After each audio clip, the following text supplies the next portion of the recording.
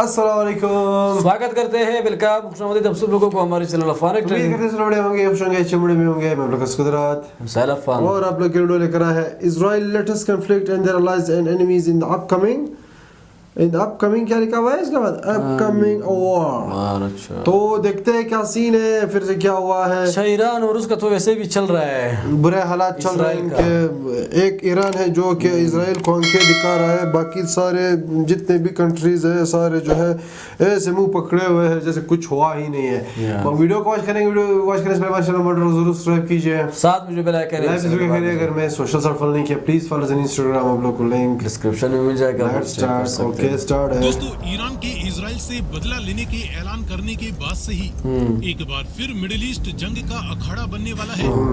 Iran Israel पर एक बड़ा हमला करने वाला है, ये बात तो तय है, लेकिन ये हमला कब और कैसे किया जाएगा इसको लेकर कई तरह के कयास लगाए जा रहे हैं।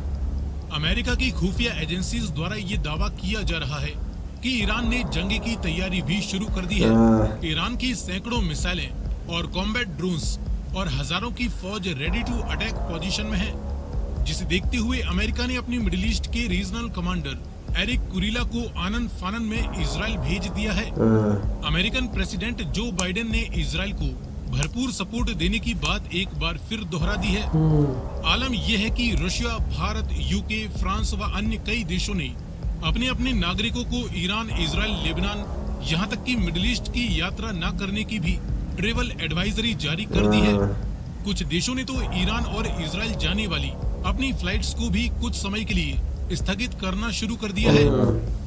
दरअसल ईरान पहले से ही इजराइल द्वारा गाजा में की जा रही बमबारी से गुस्साया हुआ था, और अब जब इजराइल ने सीरिया में ईरान की एम्बेसी और उसमें मौजूद इनकी रिवोल्यूशनरी गार्ड कॉर्प्स के कुछ प्रमुख कमांडर्स को बम से उड़ा दिया है, इसके बाद से तो ईरान का गुस्सा अब तो रिटेलिटरी स्ट्राइक तो बनता है भाई। एक डिप्लोमेट्स को मारा गया था, एक एम्बेसी को अटैक किया गया था, तो वो तो अलाव नहीं है भाई। रशीद कर दी हैं। ऐसे में मिडिल ईस्ट में तनाव चरम पर पहुंच चुका है, और अब ईरान और इजराइल के बीच संभावित युद्ध के खतरे को देखते हुए इस बात का भी डर बढ़ चुका है कि कहीं इनके बीच की जंग में बाकी देशों की एंट्री से ये जंग थर्ड वर्ल्ड वॉर को ट्रिगर ना कर दे। क्योंकि अमेरिका ईरान के मना करने के बावजूद भी इस बात पर अड़ा हुआ है कि यदि ईरान इजराइल पर हमला करता है तो वे इजराइल को सपोर्ट करने से पीछे नहीं हटेंगे। तो वहीं अमेरिका और इजराइल की कंबाइंड पावर के खिलाफ ईरान को भी कुछ बड़े और अमेरिका विरोधी देशों का सपोर्ट मिल सकता है। इस वीडियो में हम ये देखने वाले हैं कि वर्तमान हालातों के चलते यदि इन दोनों ही देशों के बीच कोई बड़ी जंग होती है तो इजराइल और ईरान में से दुनिया के बाकी और कुछ प्रमुख देश किसे सपोर्ट करेंगे।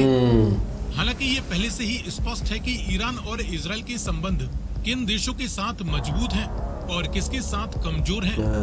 ईरान जहां एक तरफ पश्चिमी देशों और सुन्नी मुस्लिम देशों से अलग थलग खड़ा दिखाई पड़ता है, तो वहीं इजराइल को भी बेहद लिमिटेड देशों का ही सपोर्ट मिलने की संभावना है। लेकिन इजराइल को जो लिमिटेड सपोर्ट मिल रहा है वह काफी है, क्योंकि इस लिस्ट में पहला नाम आता है वर्ल्ड सुपर पावर अमेरिका का।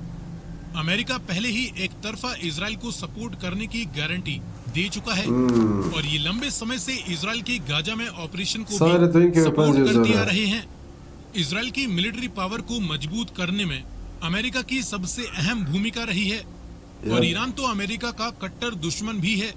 इसलिए ईरान ने भी इस बात को खुले तौर पर एक्सेप्ट करते हुए अमेरिका को पहले ही इस जंग से दूर रहने की सलाह दी थी। लेकिन बावजूद इसके ये बेहद अनलाइकली है कि अमेरिका इजराइल की मदद करने से पीछे हट जाए, और इसीलिए अमेरिका के कट्टर विरोधी रशिया ने भी इजराइल के सीरिया में ईरानियन दूतावास पर हमले का विरोध करते हुए ईरान को अपना समर्थन देने के संकेत दे दिए हैं।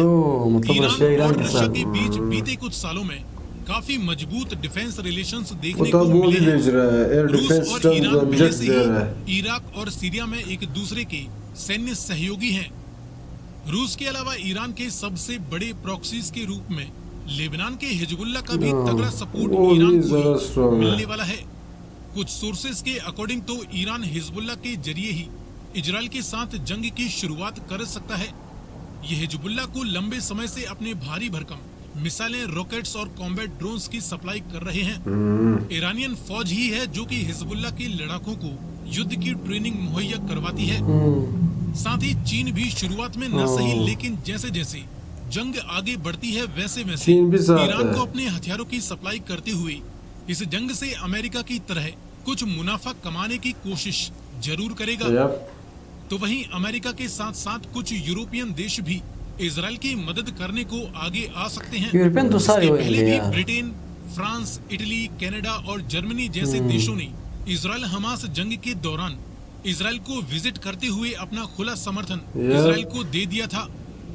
ईरान की बात करें तो सीरिया पूरी तरह से ईरान के साथ खड़ा है और ये पहले से ही इजराइल के लगातार हमलों से परेशान है और इस बार तो हमला सीरिया की धरती पर ही किया गया है। ऐसे में सीरिया इजराइल को सबक सिखाने के लिए ईरान की हर संभव मदद करने वाला है। यप। और इनका पड़ोसी देश जॉर्डन भी इजराइल के खिलाफ ईरान का ही सपोर्ट करने वाला है। ये पहले भी इजराइल के साथ जंग लड़ चुके हैं। जोड़ने वाले जो है नहीं इनके है। अलावा हुतीज द्वारा कंट्रोल्ड यमन भी पहले से ही ईरान का वो कट्टर तो है, सपोर्टिव वो देश तो सपोर्ट कर है। रहा ईरान है। इन्हें जॉर्डन अपने नहीं कर मिसाइल, रहा है। रॉकेट्स और अन्य कई तरह के हथियार सप्लाई करता रहता है। इजराइल हमास जंग के दौरान भी ईरान के कहने पर हुतीज ने रेड सी में इजराइल के सपोर्ट में जाने वाली व्यापारिक और सैन्य जहाजों को निशाना बनाना जारी रखा है। यस। इसके अलावा कतर भी ईरान के कई प्रॉक्सीज को फंडिंग अवेलेबल यस, करवाता कतर है। इन्हें अपने देश में सुरक्षा प्रोवाइड करता है और ये भी इजराइल के खिलाफ काफी बढ़ चढ़कर बोलते हैं। कुवैत भी है। इसीलिए ये मुमकिन है कि ये भी ईरान को ही इजराइल के खिलाफ सपोर्ट करने वाले हैं। साथ ही इराक, अजरबैजान और बहरीन जैसे अन्य शिया मेजॉरिटी देश भी ईरान को अपनी अपनी कैपेबिलिटी के हिसाब से सपोर्ट प्रोवाइड कर सकते हैं। तो वहीं बात करें सऊदी अरेबिया और यूनाइटेड अरब एमिरेट्स की, तो ये दोनों ही देश अमेरिका के साथ काफी अच्छे रिलेशंस रखते हैं और ये इजराइल के सपोर्ट में ना सही लेकिन खुलकर उसके खिलाफ भी नहीं जाना हाँ, चाहेंगे। ये बात है। वैसे भी शिया दुबई है सुन्नी साथ डिफरेंस सदी और मुस्लिम खुफिया वर्ल्ड कर पर रहा है। अपनी धाक जमाने की रेस के चलते इनका ईरान के साथ 36 का आंकड़ा रहता है।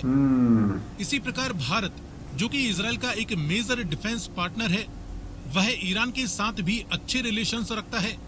ऐसे में भारत भी काफी हद तक इस जंग में अपना न्यूट्रल रवैया ही रखने वाला है।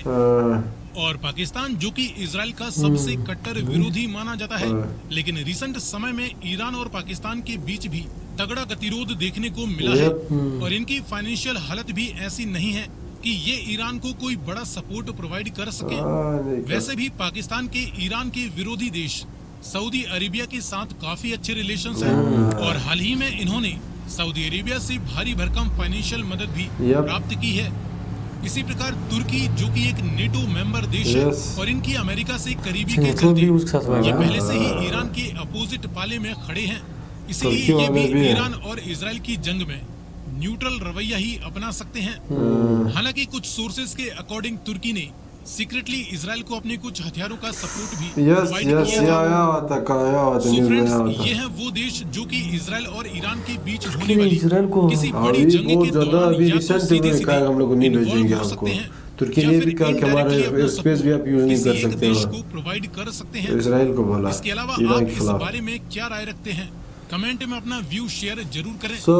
ये कंट्रीज की मुझे बहुत ही समझ नहीं आया। तुर्की का तो बिल्कुल मैं हैरान कर दिया तुर्की भाई। जो है, तुर्की के इजराइल को कैसे सपोर्ट कर सकते हैं? बहुत ही दोगलापन दिखा रहा था, दोगला दो फेस बंदा था। उन्होंने कहा, वो बोलता था कुछ कि कंट्रीज तो ऐसे जो ये करते थे, वो करेंगे हम लोग, ये करेंगे साइकिल, लेकिन वो अदर हैंड वो बहुत ज्यादा जो है वो तो बिल्कुल नेटवर्क का मेंबर भी है, तो वो तो नेटवर्क का मेंबर नहीं, नेटवर्क का बिल्कुल इससे अलग काम है, वो इसका वो अलग बात है। लेकिन तुर्की जो है एक्सपोर्ट भिजवा, ऑयल तक भेज रहा है वो इजराइल में और वेपन तक बेच रहा है। और दूसरा बात यह है कि जॉर्डन की बात यहाँ पे की गई थी। जॉर्डन जो है इजराइल का नहीं, जॉर्डन जो है इन्होंने जो है रिसेंटली जो अटैक हुआ था ईरानी, क्या होता है, जॉर्डन में बंदा था जिसने सारे कंट्रोल अटैक जो मिसाइल थे वो रास्ते में रुके थे, इसी ने रुके हुए थे जॉर्डन ने। तो बाकी जो रशिया तो बिल्कुल वो पता है, सबको पता है। अभी वो रिसेंटली उन्होंने कहा कि हम लोग एयर फाइटर्स और डिफेंस सिस्टम भी प्रोवाइड करने वाले हैं वो। तो ये है। बाकी हम लोग तो यही चाहते हैं कि यार फाइट जो है अगेन आ जाए। बेचारे हम लोग बेचारे की डेथ हो रही है, पूरे वर्ल्ड के लिए खतरा हो सकता है। ये मिडिल ईस्ट में बुरा हालत होने वाला है, तो मिडिल ईस्ट में बुरा हालत होगा तो फिर प्राइसेस हर चीज क्या हो जाएंगे, ऑयल वगैरह की सब क्या हो जाएंगे। बाकी ये वीडियो अगर पसंद आए प्लीज चैनल साथ में जो बेल आइकन है जरूर करें, तो मिल रहे हैं। सो अभी के लिए इतना ही। अल्लाह हाफिज़, बाय बाय।